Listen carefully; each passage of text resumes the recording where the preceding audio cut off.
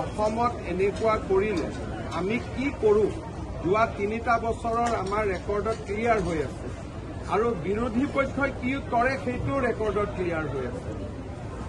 আমি যেতিয়াই নাৰীৰ ওপৰত কোনোবাই অত্যাচাৰ কৰে, ধৰ্ষণ কৰে, আমি লগে লগে ন্যায় কৰি দিওঁ আৰু বিৰোধী পক্ষই সেই ন্যায়টো কৰিলে বেয়া পায়। আমিতো হিচাপ সমানে লগে লগে বৰাবৰ কৰি দিব যত্ন কৰোঁ।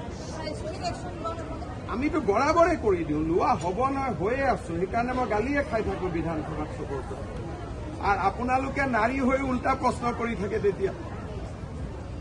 মই মোৰ যোৱা 3 বছৰত তেনেকুৱা কিমান কুইক একশ্যন লোৱা হ'ল, কুইক একশ্যন নহ'ল, লগে লগে হিচাপ লোৱা হ'ল।